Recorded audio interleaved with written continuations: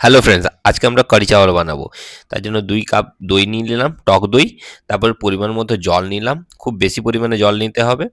এরপর বেসন অ্যাড করলাম ২ চামচ, ২ টেবিল স্পুন। তারপর ভালোভাবে আমরা ওটাকে গুলে নিলাম, বেসনটা যেন বাবলস না থাকে। পরিমাণ মতো হলুদ এবং নুন অ্যাড করবেন। ওভেনটাকে জ্বালিয়ে নিলাম। এরপর দেখলে ফুটতে শুরু করেছে, তখন এটাকে নামিয়ে দেবো। তার ফাঁকে আমরা রেডি করে নেব বেসনের ঘোল। বেসন, তার সঙ্গে আপনারা এই বেসনের ঘোলটা ভালোভাবে ফেটবেন। ফাটার পরে এর সঙ্গে হাতে মশকে করে কিছু পরিমাণে জোয়ান অ্যাড করবেন। ফোড়ন দেওয়ার জন্য আরেকটা পাত্রে সর্ষের তেল নিলাম, শুকনো লঙ্কা, সর্ষে, জিরে, হিং, মেথি, কারি পাতা, এটা আপনার পছন্দ মতো নাও দিতে পারেন।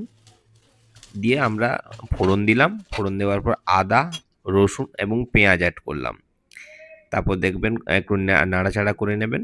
তারপরে আমাদের আগে রেডি করা যে ঘোলটা রয়েছে তার মধ্যে অ্যাড করে ফোড়ন অ্যাড করার পর গ্রেভির কড়াইটা নামিয়ে নিলাম।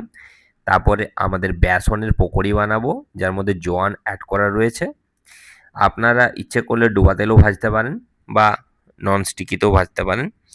পকোড়িটা রেডি হয়ে গেলে পরে আমাদের আগে রেডি করা যে গ্রেভিটা রয়েছে সেটার মধ্যে এই পকোড়িগুলো অ্যাড করে দিলাম। পকোড়িটা অ্যাড করার পর আমরা আবারও গ্যাসের ওভেনটা জ্বালিয়ে নেব এবং ছেড়ে দেবো যতক্ষণ না এটা ফুটতে শুরু করবে। দেখবেন ফুটতে থাকবে, খুব একটা সুন্দর গন্ধ আসবে। হিং আর মেথি এই এর স্বাদটা আরও বাড়িয়ে দিয়েছে। তাহলে আপনারা হিং আর মেথি অ্যাড করতে ভুলবেন না, কারি পাতাও অ্যাড করতে পারেন। আমার তো খুবই ভালো লাগলো। আপনারা কেমন লাগলো জানাবেন।